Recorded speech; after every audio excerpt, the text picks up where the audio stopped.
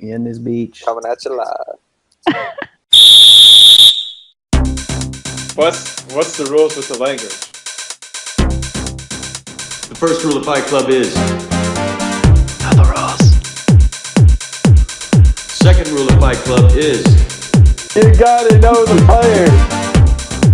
third rule of Fight Club. You know something? You really just gotta know the rules. Fourth rule. You still gotta dribble, my man. Fifth rule. You can look as goofy as you want. Sixth rule. No shirts, no shoes. Seventh rule. Justice will always be served, folks. And the eighth and final rule. And you gotta know the rules. You gotta know the rules. You gotta know the rule. Oh, found it. It was in my asshole. Hopping on that poop dick. Yo, funny thing, Dugas, is that Miles can't talk. He can't talk. He's like He's sick. super sick. He goes someone else. He sounds like the chocolate lady. Maryland sucks. I remember. The Big Ten. Chocolate. Sweet chocolate. Oh, polish. I always hated it.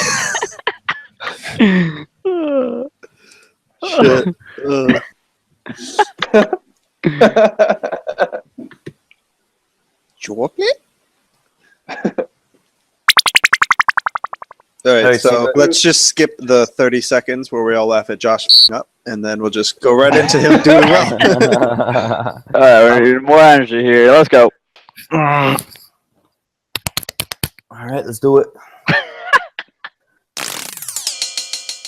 All right, welcome to another episode of the Know the Rules podcast. It is March 6th. How is everyone doing? Hey.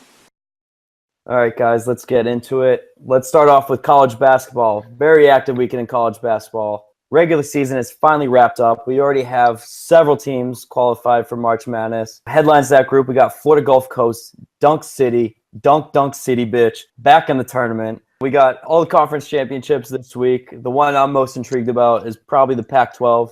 You got Arizona, Oregon, and UCLA all kind of neck and neck. Take whatever team you want. I think you can't really go wrong. All teams are going to be looking to go pretty deep in the tournament. So, Miles, I want to hear what conference tournament you're most interested in this week and why.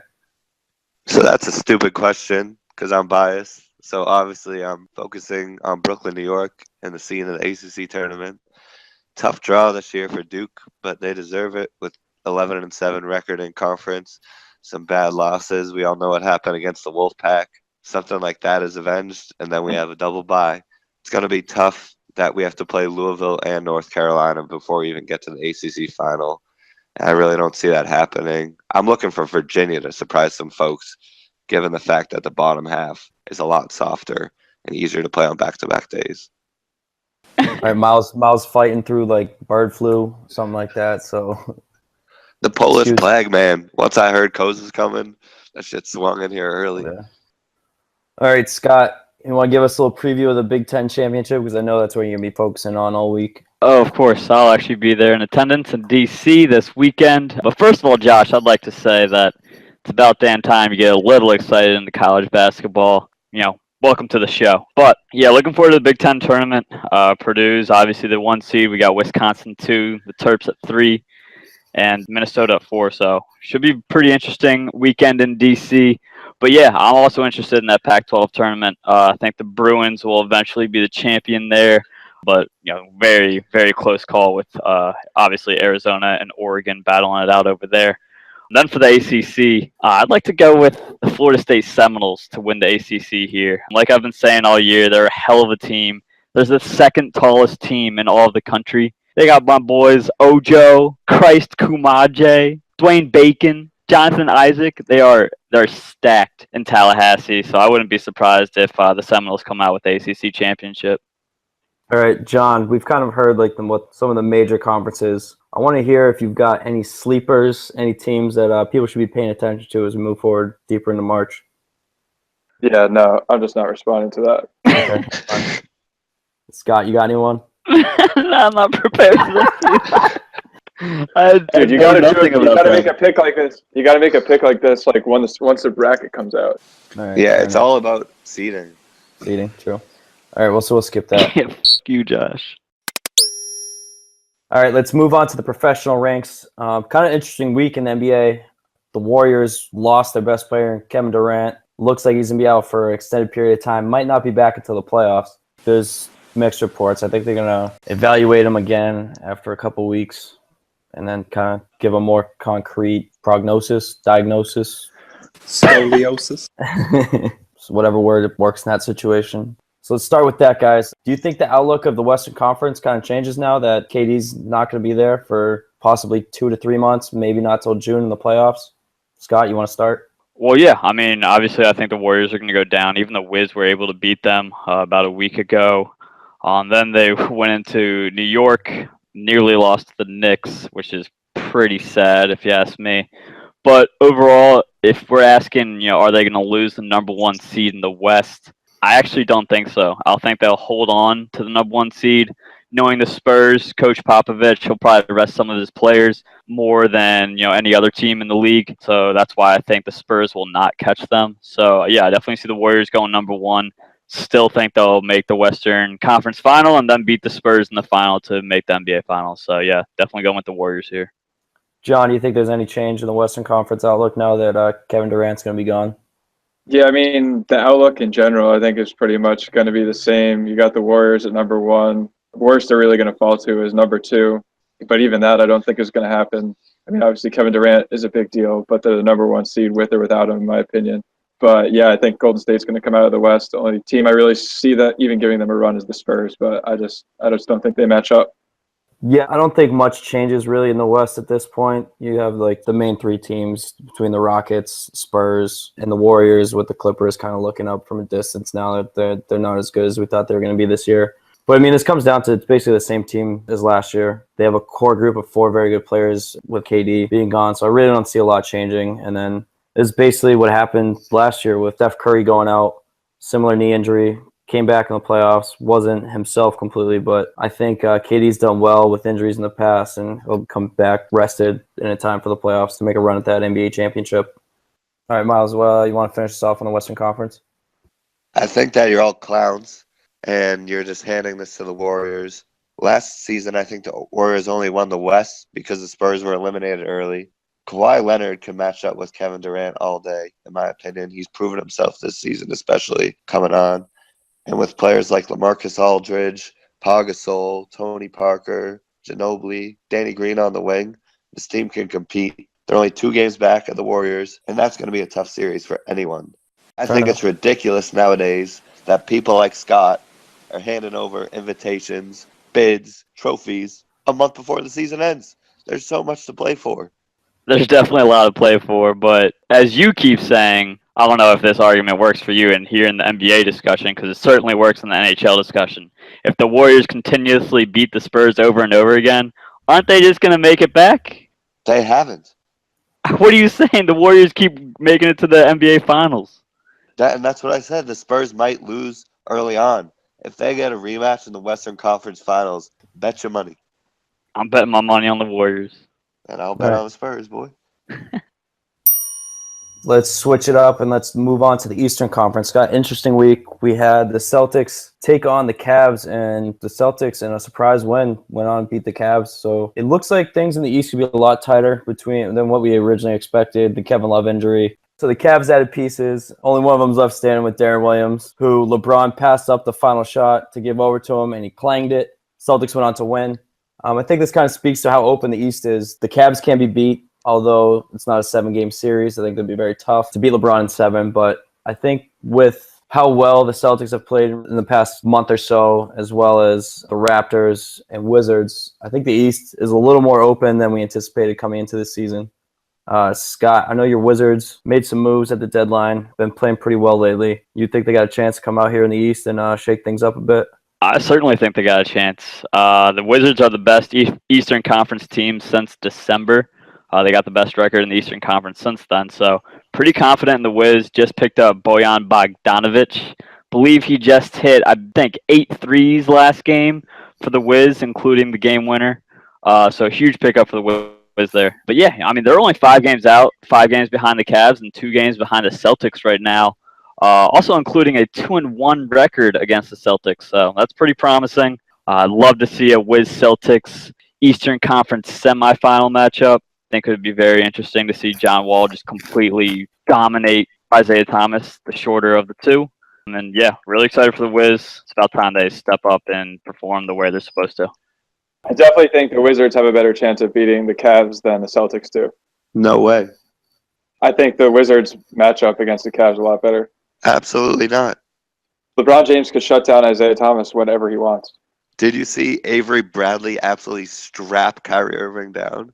Jay Crowder can play LeBron. I'm not worried. Yeah, but it's not playoff time yet. And I just think LeBron does perimeter defenders than the Washington Wizards. LeBron does unspeakable defensive, amazing plays, amazing things in the playoffs.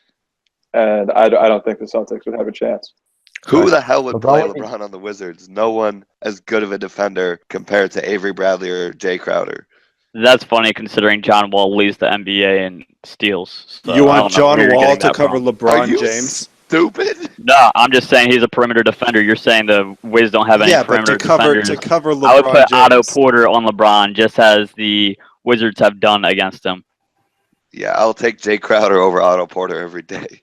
That's a very interesting take, but he's got some nice dreads, so I'll give him that. He's big as a mug. Yeah, I mean, Jay Crowder's like 6'6". He's physical enough to take on LeBron, but we've seen the Celtics, like last year, have a lot of regular season success against the Cavs, but when it comes down to a 7-game series, in all honesty, I really still don't see anyone beating the Cavs, but I think it's going to be a lot closer than we think. I think someone could take them down to 7 games. Honestly, Toronto's roster is probably more talented than the Celtics and the Wizards. So if they were to somehow pull something together at the end of the season, they could make a run at that too. Except that they lost Kyle Lowry. That's true. John's just ignorant and doesn't know anything, so. That was a fair point, except for the Kyle Lowry being Except for their best player, second to best player missing. It's still up there with the Wiz and the Celtics. No way. That's just a horrible, horrible hometown Scott argument again. How so? Because those teams just do not match up. The only way to take down the Cavs is to lock down LeBron and Kyrie. Well, I'll tell you, we got Kyrie locked down, and then LeBron will probably double him. They got no one else. They got Kevin Love. That's about it. Celtics are a way better defensive team. You say John Wall leads the league in steals. That's one category. Steals does not equate to winning basketball games on defensive plays. Yeah, are you kidding me? It's just ignorance. J.R. Smith is the best player in the NBA. He's the pipe king. He's got the best tat saying swoosh across his neck. King of the pipe. El Chapo Jr. All right, on to the next one now. We got NHL. Only about a month left in the regular season. Some teams made some big moves for that playoff push. So as season winding down, let's take a little look at the playoff picture, how it's shaping out right now. It looks like the Metro is pretty much established, the 4 teams that are coming out of there. I don't think anyone else really going to challenge. To be between 2 or 3 other teams in the East to grab that last wild card spot. So Scott, who do you see grabbing that last wild card spot out of the East if we're pretty much assuming that the Bruins, Ottawa, and Montreal are going to be the 3 teams coming out of the Atlantic? Yeah, well, I mean, I don't think you're so quick to assume that Boston's going to make it out of the Atlantic. They might be striving for a wild card spot when it's all said and done. But let's be clear, the New Jersey Devils have absolutely no shot in the playoffs. John, I'll be collecting my money by the end of the year. Thank you very much for that. But what I think will happen is, obviously, like you said, the 4 metropolitan teams at the top being the Penguins, Caps, then also you got the Rangers and the Columbus Blue Jackets. They're all going to make it. So it's up to that last spot. Islanders are right there. They're also from the metropolitan. They're right there in the last spot, but I think the Toronto Maple Leafs will make it. Austin Matthews, their rookie, is unbelievable. I think he'll be able to carry the team as he has been the whole year. I think he'll be able to ride them into the playoffs. I don't think they'll do much in the playoffs, but I definitely think they'll garner that last spot. Miles, I'm sure you got something to add to this. Yeah, Scott just proved again how stupid he is. The Maple Leafs have lost 5 games in a row, struggled for good goaltending for years now, and you're going to put them in front of the Florida Panthers. I think the Florida Panthers have a much better chance at the wild card. They just made some moves, picked up Thomas Vanek. I trust Luongo in net much more than anyone that's coming out in the Air Canada Center. As far as the Bruins go, 8-2 in their last 10 games, really catching fire. I love the move for Drew Stafford. We needed a little boost on the third line, and now we can roll 3 strong lines. I definitely see the Bruins coming in second or third in the Atlantic. Yeah, I think they've clearly shown a pattern under Bruce Cassidy that this is a new team. The coaching change was needed, and it was clearly coaching that was kind of affecting everything. So I don't think it's crazy to say that the Bruins are a safe bet for the playoffs and could possibly go a round or two deep in the playoffs. A safe bet when they're 4 points above the Toronto Maple Leafs? I don't know about that. Yeah, because they used to be tied and they had 5 games in hand, and Toronto's collapsed. I wouldn't call the Bruins a safe bet, but I would say they're definitely one of the favorites to be in the playoffs, obviously. AKA a safe bet. One of the favorites. No, I certainly wouldn't put money on it yet. I would. But they're very fortunate to play in an inferior Atlantic division. That's very true. But as it stands right now, anyways, the Islanders are in 8th place. As far as the Caps are concerned, because this is the team the Caps are going to be playing in the first round, I would really hope that Philadelphia did not somehow make their way into the playoffs, because they will just turn that series into a fist fight, and that's how you lose players going on to the further rounds in the finals. That's an interesting take, but you're right. I wouldn't be surprised if Philly did that. They didn't last year, that's for sure. The Caps handled them pretty handedly last year, so I'd be very excited to play them. It'd be very interesting. Have Chris Gilmore come up to the Verizon Center. It'd be great times. All right, Scott, let's talk about the Caps real quick. Let's. You guys are all in at this point. You went ahead. It was a lot you guys gave up, promising prospect, and then a first-round draft pick for Shattenkirk. This is also known as Stanley Cup or bust. Yeah, basically. They got Shattenkirk to hold down the defense, really boost the power play and everything. Do you think this is what's going to get the Caps over the hump and get them that Stanley Cup win they've been trying for a while now? I mean, one would certainly hope so. As Miles put it last episode, Kevin Shattenkirk was the top player on the market, and the Caps just swiped him. No one saw it coming. I didn't see it coming. It was great to see. Thought the Rangers were going to take him. They're idiots up there in New York, so obviously they didn't want any piece of him, I guess. But yeah, I mean, Caps take Kevin Shattenkirk, just make the best defense in the league even better. Speaking of defense, Braden Holtby, his last 21 starts, 19-0-2. And you think about, Miles is saying Carey Price, so he's going to, be hot going into the playoffs, possibly. Braden Holtby's certainly pretty damn hot going into the playoffs. Look out for him to be a 2-time defending Vezina Trophy winner by the end of the year. And then I wouldn't be surprised considering he's put up way better numbers this year than last. And I think we all know what happened last year with the Vezina Trophy. So yeah, it's definitely Stanley Cup or bust for the Caps. Very much looking forward to April 12th, start of the NHL playoffs, and we'll take it from there. All right. The funny thing is we all know what happened with the Vezina Trophy, and we all know what happened in the second round of the playoffs. I see the comparisons. I don't even remember the Bruins marching into the playoffs, so that was pretty interesting. Neither city had a parade, so tell me what's the difference. All right, that's going to do it for topics. Let's move on to the segments. We've got a really great He Said What. So Michael Jordan with a Confucius-like moment. So at halftime, Michael Jordan is addressing the UNC football team. And Dugas, you can roll the clip. I want to welcome Coach for all the hard work and the dedication he's done for the football team and a lot of the players here tonight. I wish you guys nothing but best. The ceiling is the roof. Let's make it happen. Let's keep moving forward. Congratulations. So the ceiling is the roof, says Confucius, Michael Jordan. Does anyone have a goddamn clue what the ceiling is the roof means? My take on this is that he is supporting North Carolina. The football team just got sponsored by the Jordan brand, and he's saying the ceiling is the roof. North Carolina is not known for its football program, so clearly he doesn't think they're going to make it past the roof. So very surprising quote out of him. You'd think he would actually support them. Doesn't seem like he is actually at all. Scott, I think you just confused me more than Michael Jordan. I'm not even sure what that means. I think this sentence was clearly not meant to mean anything. It's just a ridiculous sentence that doesn't mean anything, and it shouldn't be taken as meaning anything except a huge mess up. By the GOAT. At least he did it in front of a bajillion people that absolutely love him, and he's in an amazing environment. I think it was supposed to be some sort of riff on the sky is the limit, and he got real confused and just rambled on and just let it go. Just rolled with it. But when you have the status Michael Jordan does, no one's going to question you. So guess what? Now the ceiling's the roof, and that's just the way it's going to be for the rest of the time. John's ceiling is the floor. Oh, that's a good one.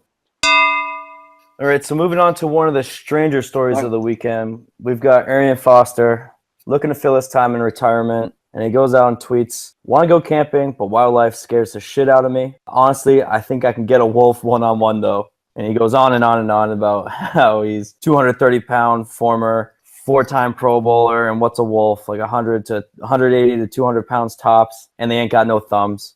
So he's making a strong case for himself that he can indeed take a wolf one-on-one. So that's going to bring us into fact or fiction. You could take a wolf one-on-one. The one stipulation is you have no weapons, just what's around you in the woods. John, I want to hear your thoughts on your ability to take a wolf one-on-one. Go. I mean, I think I'd be more afraid of Ray Lewis than I would to be a wolf. Arian Foster is an absolute beast. He could take a wolf. As he mentioned, he has opposable thumbs. He could definitely snap that wolf's neck whenever he wanted. There's no chance that a wolf is taking Arian Foster. No, I'm talking about you. Can you take a wolf one-on-one? Oh, can I personally? Yeah, I have opposable thumbs too. I'd probably do it too. I know Scott would probably get eaten. Scott's definitely a John goner. would be running for his life. Just John like, might be upset. just like the Devils are. They're just running to the basement. John might be upset. I don't think wolves like ginger meat. The wolf knows John has no soul. At least no ghost will come up. Yeah. So, all right, Scott. Are you taking a wolf one-on-one? Who's coming out alive? You or the wolf? You know what? I don't know who I'm going to take here. I'm fighting for my life. I will not be John Nolan and running. I'll definitely be fighting as hard as I can. I hope I can take down a wolf. When it's all said and done, I think I'm still breathing at the end, and I don't think the wolf is breathing.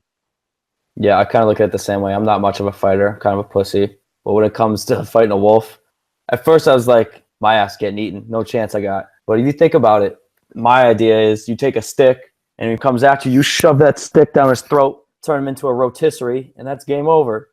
And if he attacks you, I mean, you can use that stick, have him bite that, take a rock, bash him over the head. That's an easy win. And what happens if you miss with the stick? And the rock. Well, the stick, if he jumps on me, I can just hold it out in front of me so he can't bite my neck. No, but like you're going in for the stab. He's all like, nah, and then he's like, numb. Then I just like do a little quick lateral movement. He's going to run by me, and I got another chance.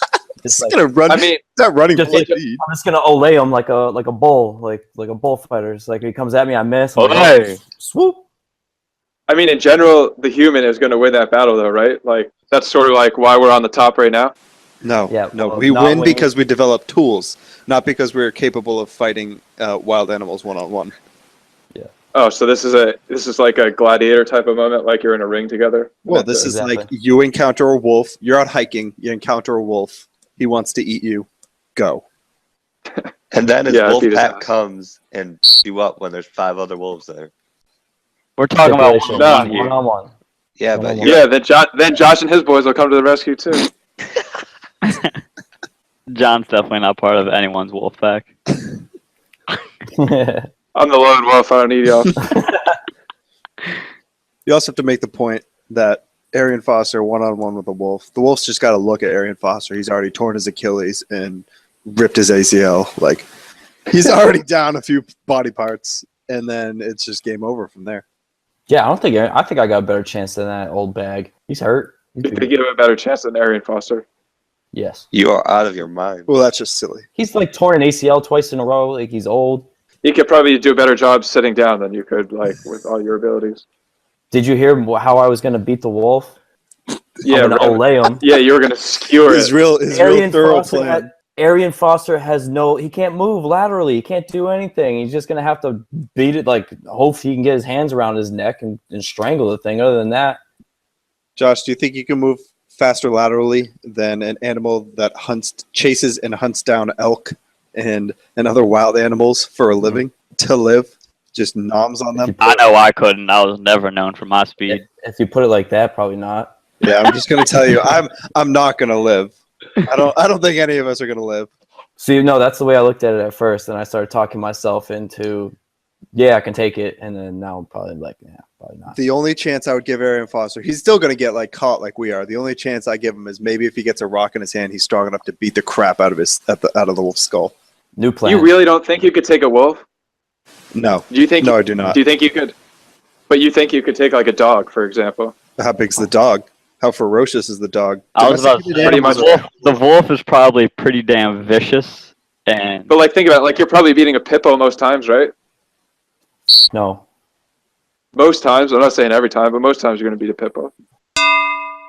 All right, let's finish up the segments with what's on your mind. So, Miles, you want to start us off? So today, the president of the United States Soccer Federation announced that it is mandatory for anyone donning the red, white, and blue jersey to stand for the national anthem. And I love this take. We're going to shut down all the haters, people who think you can just take a seat while your national anthem is playing. It's one thing when you're playing for your club team, but you are representing the country. You better be standing for the national anthem. Megan Rapinoe should have been expelled from the world, kicked off the face of everything, taking a knee in a U.S. jersey. First of all, you're a woman. It's women's sports. And secondly, this whole movement was started by Colin Kaepernick over the differences racially within our society. Megan Rapinoe, just because you're a lesbian doesn't mean you can compare yourself to a black man. All right, John, what you got in your mind? So it just came out today that we have another criminal that came right down the typical criminal pipeline of the Patriot organization. Will Allen played cornerback for the Patriots in 2012, was recently sentenced, I think today actually, to 6 years in prison for running a $35 million Ponzi scheme. I don't even know how he knew how to do that. The IRS special agent in charge of the case described the case as, and I quote, especially egregious. And like we said in past episodes, the Pats are always churning out these criminals from every which direction. Don't think we don't notice. That's what's on my mind. Who the is Will Allen? He was a cornerback for the Pats in 2012. I thought you said quarterback. He's a corner. Cornerback. Hey, guess who drafted Will Allen? The New I know, York the Giants. You son of a bitch. Patriot. He was a criminal while Patriot. Number one pick of the Giants. Hey, we didn't criminalize him. The Patriots did. He never even played for the Patriots, dude.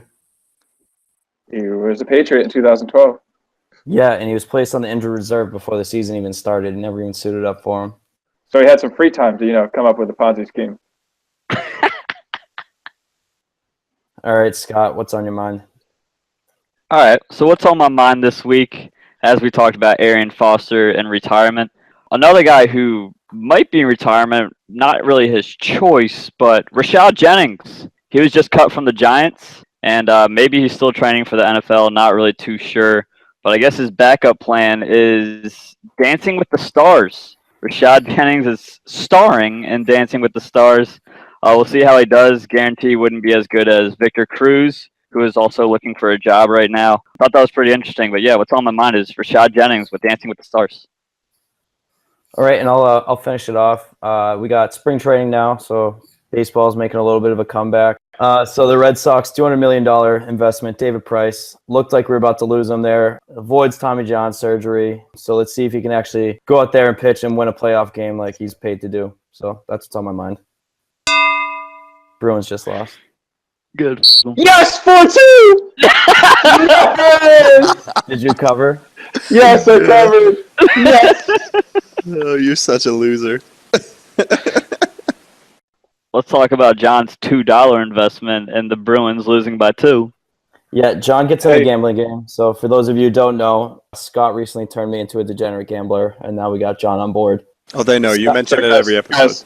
I got to explain this bet, though. This is a really good bet. So before the game starts, Bruins are favored. So I put money on Ottawa. Then Ottawa goes up 2-0. So I put even more money on Ottawa, and I win both. Perfect. How much money you been putting down on games? Anywhere between like $2 and $5. You cheap. There's like no winnings there. John Nolan busting out the dollar bills. It's fun, bro. Rip. $2 and $5. Where's the fun in that? Live a little. There's so much fun in that. $2. What are you gonna win? $1.50? You gotta live, man. $15, $25. Hey, that's how you live. And then you lose when you bet on Gary Woodland and Jordan Spieth.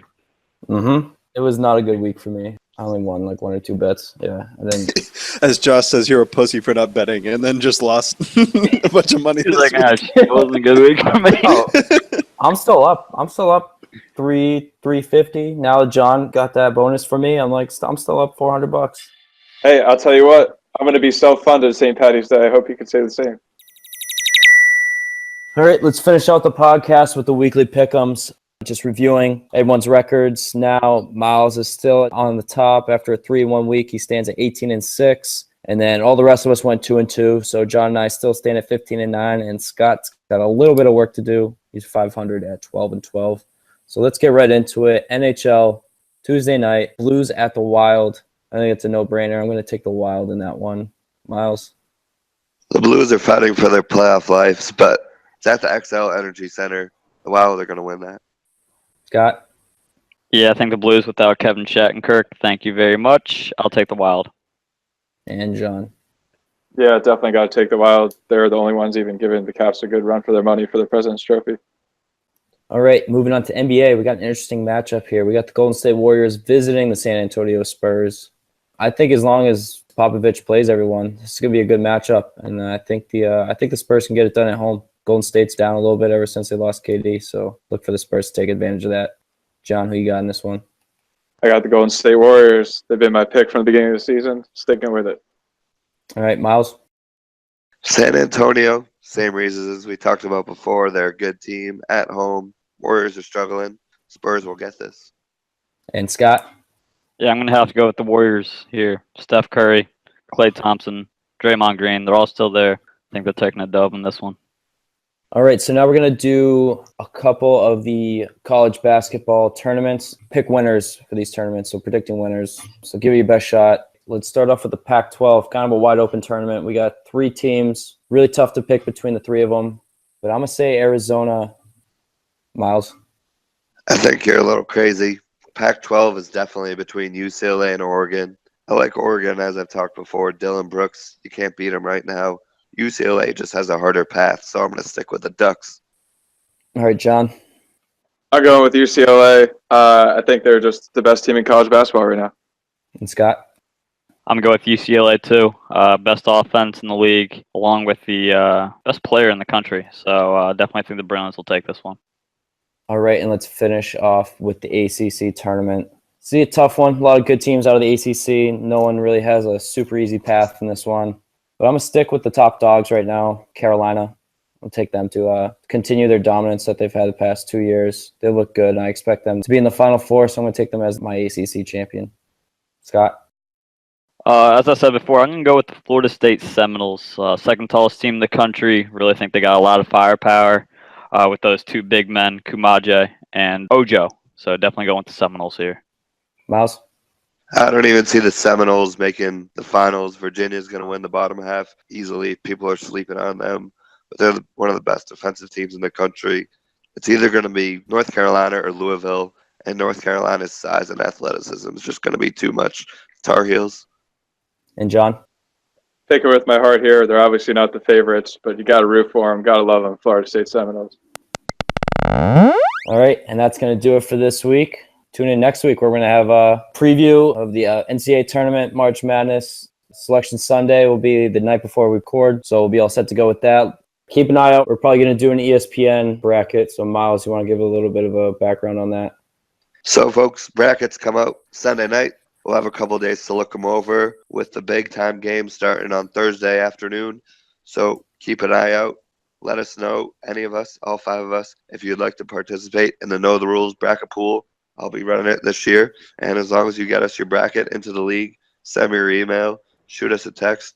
We'll have a $20 buy-in. Second place gets their money back, and winner takes all. Best of luck. All right. That's going to do it for us. Tune in next week. It's so weird, Dugas. You know, like you'll be talking, but the internet's so bad it just like cuts off like after one sound. I'm looking for Mrs. Bubblegum. I'm Mr. Chico Stick. I wanna dun-dun-dun. Oh, cause you so thick. Girls call me Jolly Rancher. Oh, cause I stay so hard. You can suck me for a long time. Oh my God, girl, this ain't a dance floor. This a candy store. And I'm really geeked up. And I got more trouble. Wichita State is in it just about every year. Jacksonville State, Winthrop. Shut up.